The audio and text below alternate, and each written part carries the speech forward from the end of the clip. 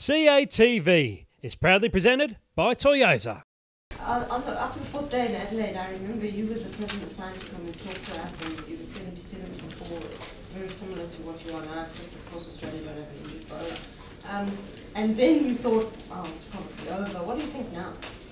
Yeah, look, I remember that. I don't think it was over then actually, but I think there's still hope. I know England played here against South Africa, I think about 5-6 years ago. We're 4 down overnight. I remember Collingwood played a good innings and saved the game for us, and the wicket's still pretty good. So we've still got some batting to come. We're hoping AB can score the slowest 40 in the history of the game, and we've still got Faf, who's done it before. JP, who's just at the back end of 100. So there's still some good batting options for us to come. Russell, but from a coaching perspective, were you sort of happy with the energy in the bowling performance today? How did you and did Graeme's decision last night, did that sort of influence the way that the guys were going? No, I don't. Look, obviously it's difficult when you're 250 behind and the guys are none down, and you try and put a man in the boundary and then the ball goes through where the slip should be, and then you bring the man in the boundary back in and then the ball goes through the boundary type thing. So it's always going to be tough when you're 250 runs behind, and it's there's no exact science as to how to go about it. 3 slips in a gully or sweepers or 6 fielders. So look, I don't think we bowled as well as we could have. There's no doubt about that. But look, you got to give credit to David Warner. He's playing really well at the moment, and he's hot, and he's in great form, and he's made us pay. So good one for him. Russell, Vernon didn't take the new ball last night. Went about 40 overs today without bowling. Are you able to, I guess, explain the reasons behind those, and I guess how have you rated his series? As always. How have you rated Vernon's series overall, I guess? Yeah, look, I suppose in terms of wickets, he hasn't done what probably people are expecting him to do because of the way he's bowled for us over the last year and a half. And I suppose that's the type of precedent that you have when a guy like Hashim's averaging 50 and getting 100 every 3 innings, he doesn't get 100 for 3 tests, and everyone thinks he's useless. I suppose it's the same thing with Vernon. He's been phenomenal for us for a year and a half, and he's just had probably 3 quietish tests. So I suppose those things are due to happen at some stage. The new, Slerato, man. Jeepers. I thought it was done. Okay, we finished. Next one. Next one. When Graeme broke his news last night, did you hear a batting glove fall in the dressing room? Or? Yeah, look, it's an emotional space. Look, everybody's, I mean, Graeme's been the leader of this side now for 12 years. Everybody in that team, when they play South Africa, they know Graeme Smith's the captain. All of them started their career with Graeme Smith being the captain of the national side. So it's definitely a bit of a new era that's going to have to dawn. We've obviously lost Smith, Callis, I suppose Boucher here and a bit ago. So those are 3 big players, and we need to start moving ahead now and take the team in a new direction, I suppose. Whose decision was it to send in the night watchman? Mine. Okay, why? Why not? Russell, just on that, you take Bouch, Graeme and Jacques out in 18 months. You basically lost 350 caps, or even more than that.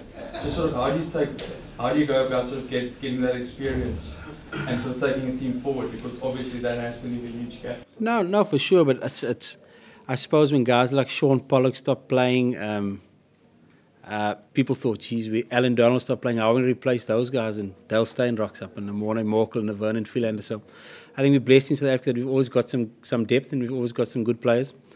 And I suppose it's now time for the guys like the Hashims and the Dales and the Mornays and the Vernons and the ABs to become those type of icon players, so that the younger players can feed off them. They've learned their trade from the Callises and the Smiths, and now they've got to impart that knowledge onto the next generation of Protea player. Michael? Russell, how disappointed was Graeme when he came into the dressing room after he was out, ending off on a real low?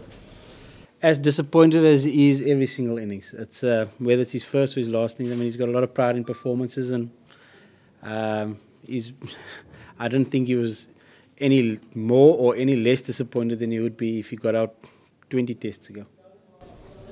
Russell, can you just tell us how you found out about Graeme's decision, and I mean, obviously the timing of it in the middle of the test match? What was that sort of thought process behind it? No, I had a chat. Well, he had a chat with me yesterday evening before dressing the team, and that's how I found out. And we have virtually announced yesterday itself. Yeah, look, I think the same with Jacques. When a player of that stature makes a decision like that, he's not going to make it overnight. He would have spent a lot of time thinking about it. And no matter who you are, no matter as much as you want to hold on to the play, if his decision's made to move on, you'd have thought about it. It's not an irrational or a spur of the moment type decision. You'd have thought long and hard about it. So it'd be very difficult to change a person's his mind once he's made that decision. So, sorry, just to follow up to that quickly. Have you sort of, has it been in the works? Have you sort of had a conversation about him through the series and in the build up to the series? No, not at all. Look, I haven't spoken about it. I might have heard a rumor, and I haven't asked him about it, that it was due to happen soon. I don't think anyone else knew about it, I suppose. He's kept it very quiet, and that's I mean, that's credit to him, and it's his decision. I mean, that's no issue in our life. It's the way he's wanted to do it, and fair game to him. Russell, I guess given the way the match has gone, it would be a great result for you if you were able to salvage a draw out of this. But looking back at the start of the series, would a series draw be sort of inadequate for you, considering where the teams have been over the past few years and how good your record's been? Yeah, look, I suppose when you play Australia, it's always going to be tough. We always want to win every single series. We'll obviously take a draw right now and run very quickly. But it's always going to be tough. It's always a competitive series. It's always going to be determined on one or two spells or one or two decisions or one or two innings. So I wouldn't have taken a draw at the start of the series. We always play to win, because particularly with the history there that South Africa have never beaten Australia in South Africa, there was an opportunity to make history, and at the moment it doesn't look like it's going to go that way. Can we get the last two, please? Just how satisfying would it be? I mean, to be positioned we're in at Teddy, stakes as high as they are, it would almost be like a victory to make the start. No, of course it's. I mean, like it was in Adelaide, like it was against India a few weeks ago. We've managed to get ourselves out of holes like this before, so I think it's a big plus for us that we can call on that experience, knowing that we've done it before. The batters that are still to come and the batters that are in have played the roles and played the innings that have saved games in situations like this before. So we know it's very much in Australia's favour, probably 65, 35, 70, 30 at the moment. But if we can get to lunch, maybe one more down, it'll maybe get to 60, 40.